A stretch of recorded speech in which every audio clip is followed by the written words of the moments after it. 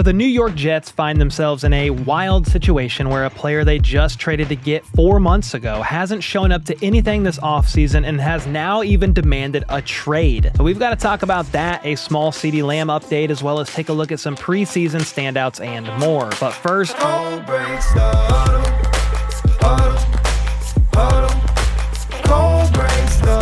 all right, first up, before we get to the standout players from this first week of preseason games, I did want to provide a bit of an update on some wide receiver news. To start, in my last video on Friday, which was actually my first ever video on this channel, let's freaking go, I explained how Cowboys owner Jerry Jones had told the media there was no urgency regarding a CeeDee Lamb deal, and then CeeDee quote tweeted it saying, LOL. Well, before the Cowboys preseason game against the Rams on Sunday, Jerry Jones attempted to clarify those comments and mitigate some of the backlash. No, there's not that urgency. Now, I understand completely the angst that's happening when you are anxious about and someone says anything about whether you're missed or not. Well, CeeDee, you're missed, okay? But you're not missed out here competing, and it doesn't put any pressure any place on us. So in some ways, he doubled down on there being no urgency, basically saying it's just preseason, so they don't really need him out there. With that being said, though, Pretty Ricky, the anonymous People's Insider on Twitter, reported earlier this morning that the Cowboys have offered CeeDee a 4-year contract worth $33.5 million per year, saying he would be surprised if it wasn't resolved soon. So there you go. Maybe Jerry doesn't feel any urgency because he knows something we don't. So let's say that report from Pretty Ricky is accurate, and CeeDee ends up agreeing to that deal, or somewhere right around in that ballpark. That would put him as the second highest paid receiver in terms of annual salary, right behind Justin Jefferson, who's making $35 million a year after his recent extension with the Vikings. Next up, the Jets have quite the wild situation going on regarding a pass rusher that they just traded for. Back in March, the Jets traded a 2026 conditional third-round pick to the Eagles for two-time Pro Bowler Hassan Reddick. Apparently, before trading for him, the Jets were under the impression that he was fine to play under his existing contract, which has one more year left and includes a $14.2 million base salary. That's the impression he appeared to give to the Jets media as well during his introductory presser from a few months ago. When asked about a potential extension getting done or just playing on the last year of his deal, here's what Reddick had to say. You know, all options are open. Currently just worried about being here, meeting everybody that's in the building today. Contractual stuff, I'm leaving that up to my agent and Joe to figure out. Whatever happens, I'm going to be happy for. I'm going to give my all, no matter how it goes, how many years. I'm going to be here for however long I'm here for, and I'm going to give the team, the fans, everything that I have. So Reddick's going to give it his all, literally saying he plans on giving everything he has for the team and the fans, no matter the outcome of his contract situation. Then he proceeded to skip the entire offseason workouts, mandatory minicamp, and on top of that, has held out of all of Jets training camp so far. He's missed 21 days and counting, which is a fine of $50,000 per day. So he's racked up over $1 million in fines and is reportedly refusing to report unless the contract is upgraded. And with both sides seemingly in a bit of a stalemate, a bit of a bomb was dropped today when Adam Schefter reported that Reddick officially requested a trade from the Jets.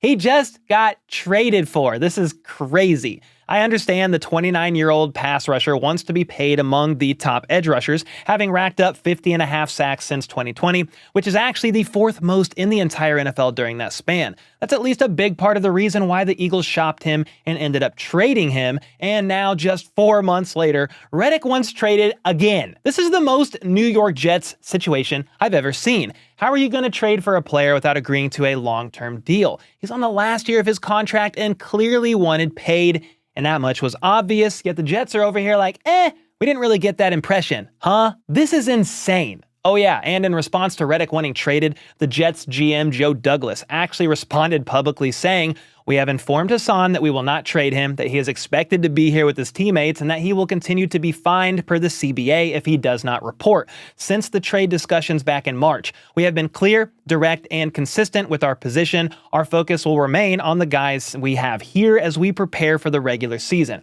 What a freaking mess. But with all that being said, what do you guys make of this situation? Should the Jets not even have bothered trading for Reddick if they weren't willing to reach a long-term deal with him? Or do you believe the risk of a conditional 2026 third-round pick was worth it regardless? Then what do you think actually happens? Will Reddick show up to quit racking up these fines and actually play? Let me know either way in the comments below. And with that out of the way, let's talk preseason and some of the biggest takeaways from those with the most eyes on them, mainly the quarterbacks from this year's draft class. And what better way to start than with the first overall pick, Caleb Williams. Now, this was actually the Bears' second preseason game since they played in the Hall of Fame game against the Texans, but Caleb didn't suit up for that game, so this was the first look we got of the rookie QB.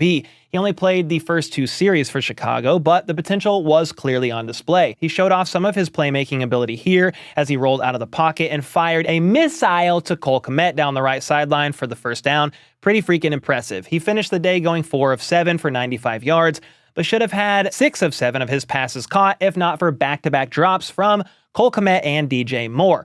Since we started with the first overall pick, let's go to the second overall pick, and that would be Washington Commanders quarterback Jaden Daniels. He only played in the opening series, but he certainly flashed both his arm talent and his running ability. His first pass attempt wasn't great, as Washington attempted a screen to Austin Eckler, but Daniels fired it about 100 yards over his head. On the very next play, with the Commanders facing 3rd and 6, Daniels threw a perfect ball to a streaking De'Ami Brown for a 42-yard gain. Nice. Then, later in the drive with the ball on the 3, Daniels kept it himself on the read option and ran it in for the score. So all in all, a very encouraging first drive for the rookie QB.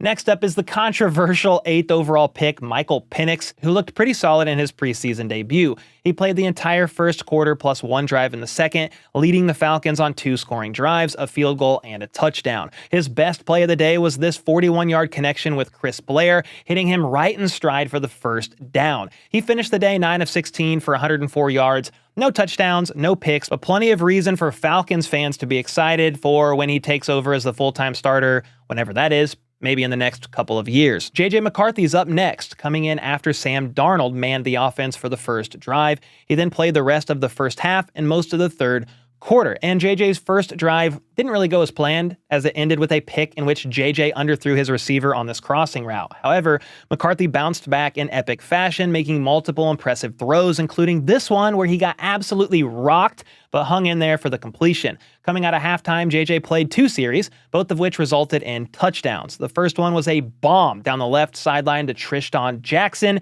and the second was a wide-open 33-yarder to Trent Sheffield off of play action. So, while he struggled initially, he finished strong and ended up going 11 of 17 for 188 yards and 2 tutties. Next, let's talk about Sean Payton's wet dream, Bo Nix. It was the worst kept secret of the pre-draft process that Sean Payton wanted Bo Nix. Well, he got him, and we got to see him for the first time on Sunday, coming into the game after Jarrett Stidham started and played out the first 2 series.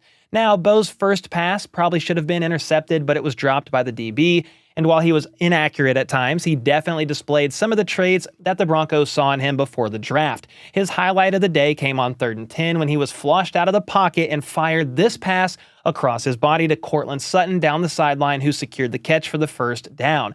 He also threw this touchdown here to Marvin Mims, and when it was all said and done, he finished the day 15 of 21 for 125 yards and 1 touchdown as he continues to battle Jarrett Stidham and Zach Wilson for the starting job. All right, now for some quick hitter standouts. Dolphins 4th round running back Jalen Wright had himself a nice day, toting the rock 10 times for 55 yards. He ran a 4.38 40 and adds yet another speedy playmaker to the Dolphins offense. Speaking of 4th round running backs, Jets rookie Braylon Allen had 6 carries for 54 yards against the Commanders, including this run where he truck-sticked the defender into 2027. He's a 235-pound tank of a man and could earn himself the number 2 job behind Breece Hall.